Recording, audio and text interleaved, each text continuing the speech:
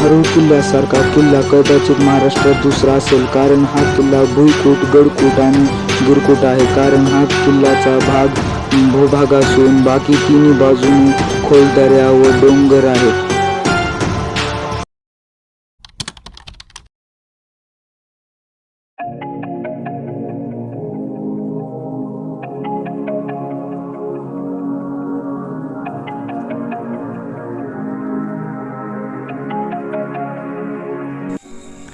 मित्रांनो, या वळणातून आपण पुढे गेल्यानंतर एक पहिला प्रवेशद्वार आहे मोठा. वळण म्हणजेच नागमोडी वळण. हे वळण असल्याकारणे याला नागमोडी असे नाव दिलेले आहे. आपण हा पहिला पाहू शकता प्रवेशद्वार, आणि याच्या आत गेल्यानंतर दुसरा मोठा प्रवेशद्वार आहे. हा वळण आपण पाहू शकता, जो पुढे एक छोटी गुफासारखा आहे, आणि इथून हा दृश्य अत्यंत सुंदर असं दृश्य आहे. आणि वरी आपण पाहू शकता भक्कम असा अजून जशास तसा उभा आहे.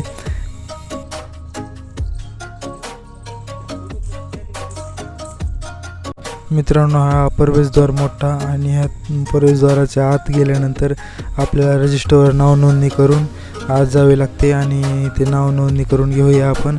आणि नाव नोंदणी करणं झाल्यानंतर पाहूया मधला हा सुंदर दृश्य किल्ल्याचा, आणि मधला हा दुसरा सेकंड मोठा दरवाजा.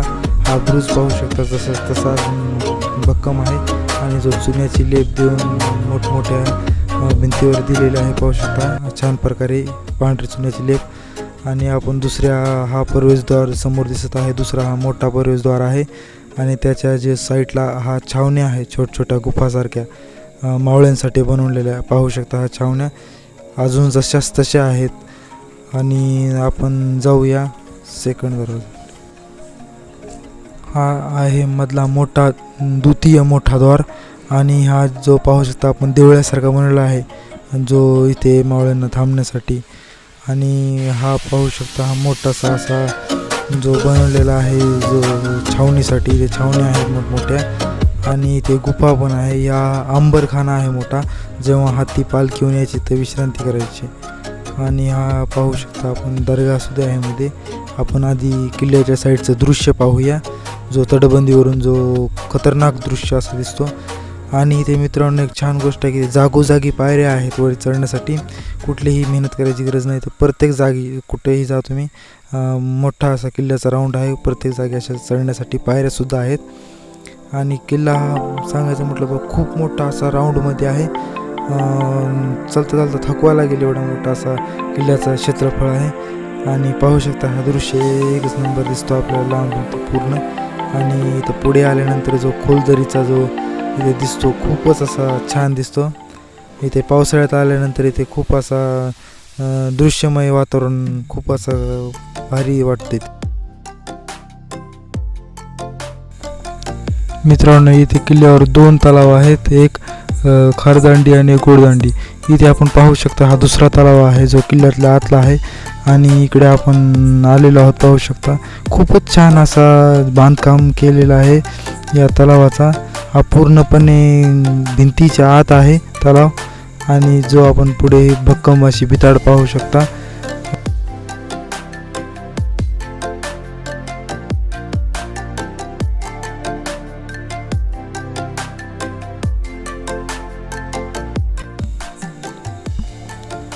मित्रांनो, हे पाहू शकता जो शत्रू खालून जो वर येत आहे त्यांच्यावर हल्ला करण्यासाठी जो हे बनवले गेलेले छोटे सुरांग आहेत.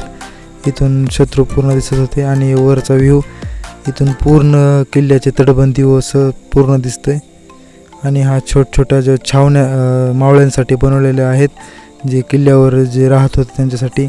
आणि मित्रांनो, हा पाहू शकता दर्गा, किल्ल्यावरती दर्गा आहे. आणि पाहू शकता आपण ही दर्गा. इथून समोर जो आहे तो मस्जिद आहे. इथे मस्जिदवर जो उर्दूने लिहिलेला लेख आहे, तुम्हाला हे हा पाहू शकता हा लेख दिसत असेल. मित्रांनो, आणखी सांगायचे म्हटले तर या किल्ल्याला ऐतिहासिक दृष्टिकोन आहेत, कारण याच किल्ल्यात नेताजी पालकर यांना काळकोठीत कैद करून ठेवण्यात आलेले होते. मित्रांनो, तुम्हाला अशा खूप साऱ्या गुफा किल्ल्यामध्ये दिसतील. ही गुफा दुसऱ्या प्रवेशद्वाराच्या समोर निघते, आतून स्टार्ट होते आणि दुसऱ्या प्रवेशद्वाराच्या समोर निघते. अशा गुफा तुम्हाला खूप साऱ्या जागोजागी दिसतील. आणि ही पाहू शकता हा दुसरा प्रवेशद्वार, या समोर ही गुफा निघते.